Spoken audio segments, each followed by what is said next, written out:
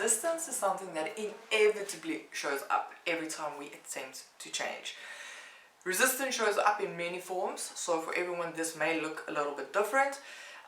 Big ones that come to mind: perfectionism, procrastination, self-sabotage, self-compassion, overly self-compassionate, putting yourself in the little victim corner, and then one big one for me is self-negotiation.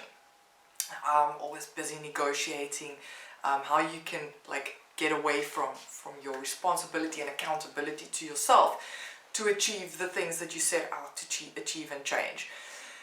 This is something that happens to all of us. It may look different from person to person, which one show up the strongest.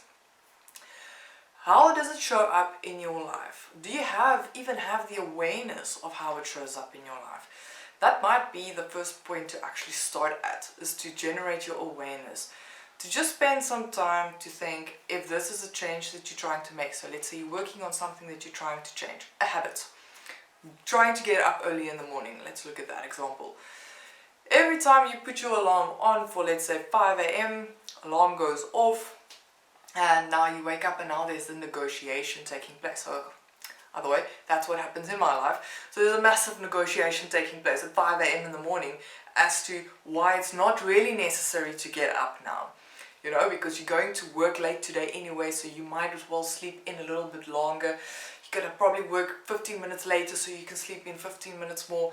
There's like this massive discussion happening in your mind, and then actually in a split decision you either decide to get up or you keep on staying in bed. How does it show up in your life? Have you ever even spent some time to just think about that? If we have the awareness as to how resistance shows up in our life, we can actually start implementing an action plan as to how to counter it or work through it when we are busy with changing something in our lives. Then we can actually recognize the change, and then we can put in an action plan into place as to how am I going to speak with myself when my alarm goes off and the inevitable negotiation takes place. What am I going to tell myself? How am I going to win the negotiation? That's what I tried to actually put in place. So when I had the awareness that this is what I'm doing, I was able to put it predetermine the negotiation and win the battle before the battle took place. So you practice your skills and abilities to work yourself through the resistance in the times where the resistance is maybe not there. So that when the resistance shows up, you are prepared. But you need awareness of that first. And then you need to put together an action plan. Because it's inevitable that it's going to show up. It may look different in everyone's life. So you're going to need to put together your own action plan. Something that works for you, your lifestyle, and the way that you work and operate. Right? Only you'll know best. So when we try to change something in our lives, we need to also just take into consideration that there's, never mind just the resistance on a mental level, there's a physiological action that also takes place. So they say that neurons that fire together wire together. So essentially what that means is, let's say for instance you now learn to drive a car.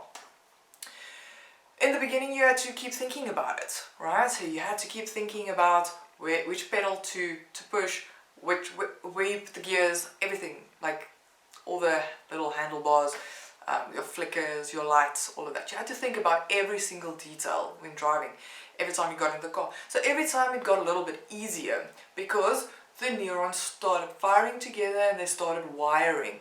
And with habits and reinforcing and doing it over and over and over again, this connection got stronger and stronger. There's actually a couple of good videos on what this physically looks like. It's very fun. I'll post the link. And then when this is strong, it takes time to rewire it if you were to want to change. So let's say now you don't want to drive a car like A anymore, you want to drive it like B. If you want to move to that, it's going to take conscious effort for you. So let's say for instance now you have to sit on the other side, right, on the passenger side and drive on that side. If you're in a different country where they drive on the other side of the road, you have to now start thinking about it again, right? So this is now new, and new neurons need to fire together, to start wiring together. And the more you do it, and the more times that you actually repeat this habit or behavior or action or thought pattern, the more you repeat it, the more it'll be hardwired into your mind. So to rewire means that you need to undo what has been wired and rewire a new habit or behavior. This is why it's also so hard to change, because it's not just a mental thing, it's not just an emotional thing. There's a physiological, a physical things that need to happen in your body, which is why reinforcing a new habit and pushing through the resistance is so hard and also so important, because the resistance is going to show up inevitably, but if you stop with the resistance, you're never going to be able to rewire. That's my story for now. Remember to like and subscribe, and I'll post a link for that video. Maybe it's something that you haven't seen.